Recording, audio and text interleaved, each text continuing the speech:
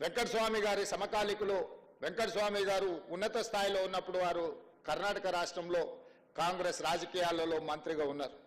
ఎప్పుడు వారిని కలిసినా వారు ఎప్పుడు హైదరాబాద్కు వచ్చినా తప్పకుండా వెంకటస్వామి గారిని గుర్తు చేసుకుంటారు.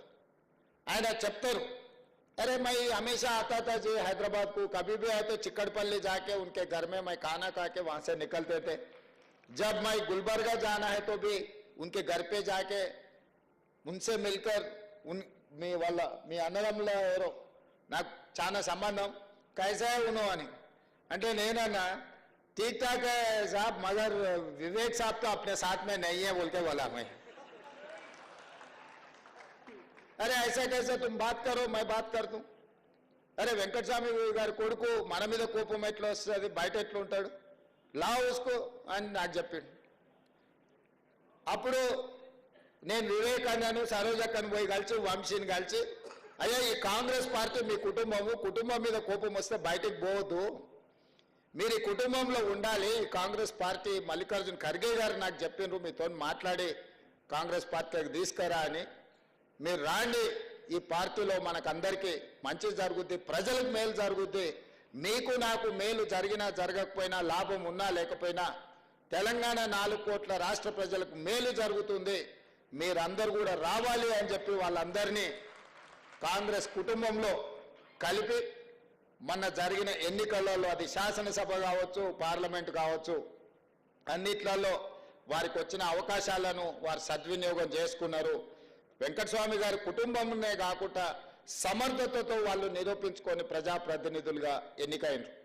అందుకే ఈరోజు ప్రేమ్ సాగర్ రావు గారు ఎప్పుడు కలిసినా ఆదిలాబాదును అభివృద్ధి చేయాల్సిన అవసరం ఉంది, మీరు దత్తత తీసుకోండి అని నేను పిసిసి అధ్యక్షుడిగా ఆదిలాబాద్ వెళ్ళినప్పుడు వారు నాతో వేదిక మీద నుంచి చెప్పించింది.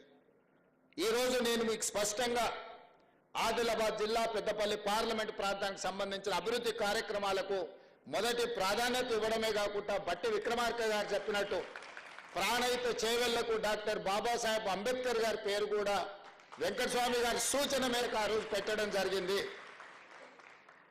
కానీ ఆ తర్వాత వచ్చిన ప్రభుత్వాలు డాక్టర్ బాబాసాహెబ్ అంబేద్కర్ గారి పేరు మార్చి ప్రాజెక్టుల రీడిజైనింగ్ పేరు మీద 1,00,000 కోట్లు మింగేసి కట్టిన కాళేశ్వరం మన కళ్ళ ముందలే కట్టుడు కూలుడు 2 జరిగిపోయినాయి.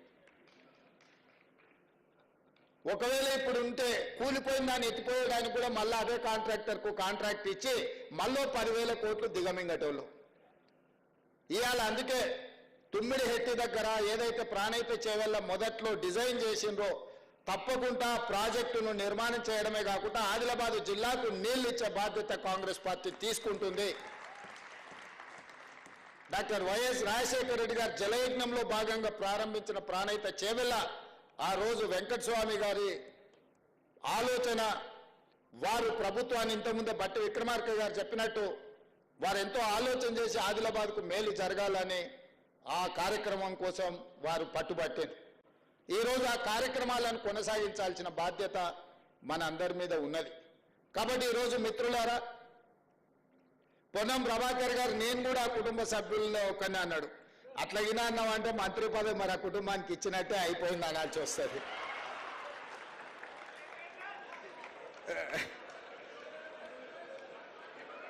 ఓకేనా? సో అందుకే ఈరోజు రాష్ట్ర ప్రభుత్వంలో తీసుకోబోయే నిర్ణయాలలో కాకా వెంకటస్వామి గారి కుటుంబం యొక్క పాత్ర క్రియాశీలకంగా ప్రముఖంగా ఉంటుంది. ఇది పార్టీ యొక్క ఆలోచన. తప్పకుండా ఆదిలాబాద్ ప్రాంత అభివృద్ధికి తెలంగాణ రాష్ట్రంలో ప్రభుత్వం అమలు చేసే సంక్షేమ అభివృద్ధి కార్యక్రమాలకు వాళ్ళ నుంచి సంపూర్ణమైన సహకారం తీసుకోవడం జరుగుతుంది. వారు ఒక స్ఫూర్తి కాకా వెంకటస్వామి గారు. కాకా వెంకటస్వామి గారికి ఆస్తులకు మాత్రమే వాళ్ళు వారసులు. వారి ఆలోచన విధానానికి పేద ప్రజలకు సేవ చేయాలన్న ఆలోచనకి మనందరం కూడా వారసులమే.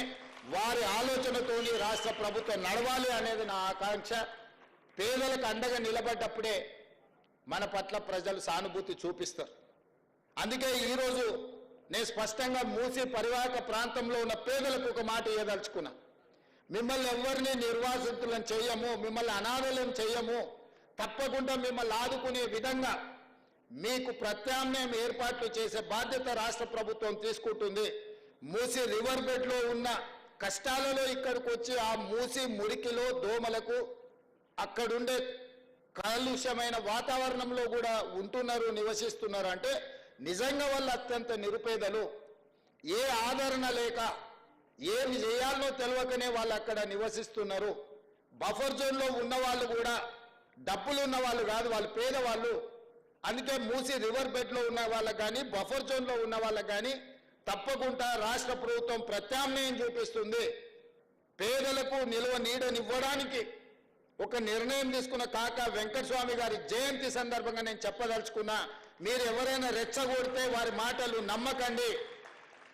ప్రభుత్వానికి ఒక స్పష్టమైన విధానం ఉంది, ప్రభుత్వం మిమ్మల్ని ఆదుకుంటుంది.